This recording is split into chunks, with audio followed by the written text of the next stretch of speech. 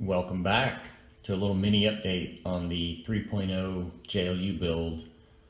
So no, that's not the new body. I'm waiting on the weather to kind of turn to do a little painting.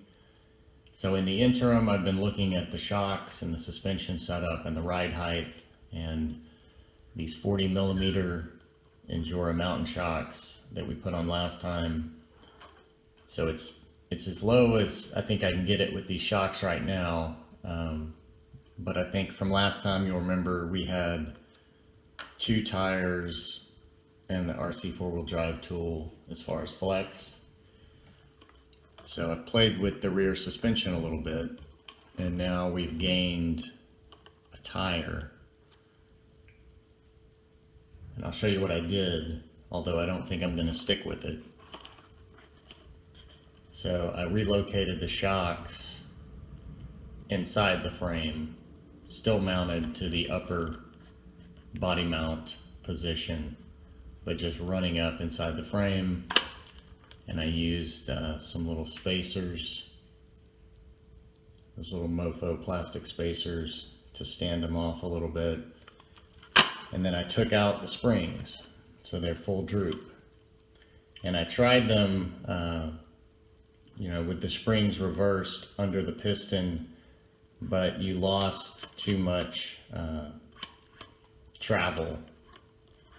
So right now you can fully compress the shafts in there without the springs, but because they're centered, there's so much pivot and there is no spring, so they're real floppy.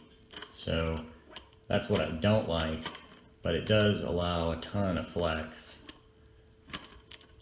So I don't think I'm going to stick with that. I think that's going to make it unstable, and I still would like to maybe get it down a little bit lower as far as the ride height.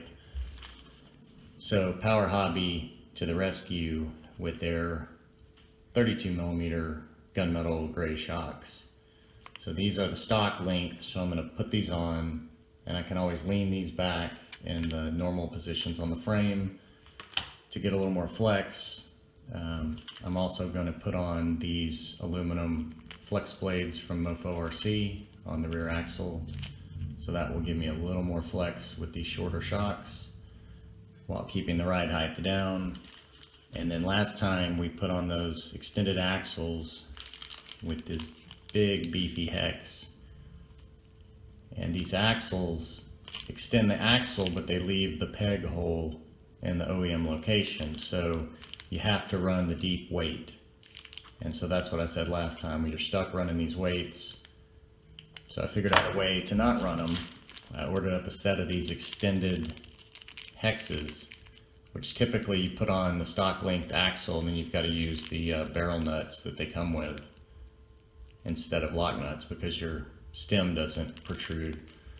But you can actually use these hexes on these axles in place of the deep weight hexes, and you still have the axle threads protruding, and you can use the lock nut. So I swapped 2 of those to the front to lighten the weight, since that whole front axle is basically brass. There was already a lot of weight on the front. I left them in the rear because there's really no weight on the rear except those weights at the wheels. So just tunability, there's that option. So I'll leave it as is for now, but I can always play with the weight arrangement now, which is good news. I thought I was stuck having to run those heavy weights. So just FYI, these extended hexes work in place of these great. And then the last little thing, I've got these gray wheels on. I think I've decided I'm going to use them on something else. Not 100%, but I just think I've got a better option for those. So I like these trio gray on here. I like both of these or tire options. So I think I'm going to go ahead and mount up the rest of these Endura grapplers onto the bronze trio. And then I'll go ahead and pull these off of the other side and get them all mounted up to the gray. Have 2 matching sets to take a look at once we get the body painted. So I'm going to jump into the shocks and see what we end up with for the rear axle flex now. Look at that. Got the new shocks on, got that body height down, got those tires mounted up. So before I mounted this last one up, I don't know if I mentioned this last time, these are the Endura growlers. These are super soft, really nice, but they've got a really unique kind of foam here for 1-inch tires. I haven't seen this with the serrated kind of inner edge, but with these Trio wheels, they don't end up sealing airtight. They seal up nice on the bead and they're in there very evenly, but they don't hold air, which I love. So they're not really vented with a hole in the tire or a hole in the rim, but man, they give some nice compression. So I'm going to get this last one mounted up and then we'll take a look at what kind of flex I gained or lost. Alright, got the all the hub screws in. Looks a little more complete, but it's definitely lower. Ended up putting the soft spring in the front on these Power Hobby shocks, and they have, I wouldn't say a hard spring, but a kind of a medium, so that's in the rear. And so we took off the mountain shocks, the 40 millimeters, replaced them with 32s, and then I put these extended hexes on the front hubs in lieu of these weighted hexes on those extended axles. And then we've got our second set of alternates mounted up. These are the Endura Nito trail grapplers. So these look like the stock Jeep, but they're quite a bit wider, and they're not as tall. You see they're just a hair shorter, and they're a nice bit wider, and they feel really nice as well. They feel like they're a different rubber than this. This feels really thin compared to this, but they both have a good softness, good grip to them. I wouldn't say it's not near as gummy as the RC 4-wheel drive S2X compound, but it's still nice and squishy. And of course this is also not sealed, so it's got the foam in there, but it's got a nice amount of give. So let me open this body up here and we'll take a closer look at these shocks. Alright, before we open this up, let's get our flex measurement here. So with those flex blades in the rear and the shocks leaned forward to the frame, we're getting the same amount of flex that we had with those kind of inboard 40 millimeter shocks. So we've got 3 tires and a RC 4-wheel drive tool. So I gotta say that's not bad. Pretty good.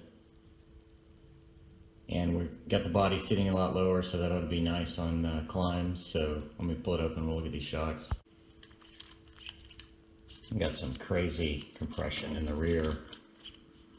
Oh, these aren't leaned to the frame. These are in the stock position because they're leaned, I guess, because of the flex blades that are on here. So you can see right there, I'm getting that extra extension. And then I went ahead and put a longer screw, since these are aluminum, and backed it with a little nut. Got the preload down a little bit on this one just to level the nose of the Jeep. It was sitting a little crooked, but you can see getting right up in there. So if I don't want that much compression, if I don't want to cut the fenders, I can always take this down maybe to the frame, and that would give me a little bit more lift. And then the front is down at that frame position, and you can see it's got the black spring, and I did put a little preload on both sides because these are pretty soft. I may switch these springs to those kind of medium soft, just see how much the nose sags. So right now it sits basically at full droop at the front because they're leaned.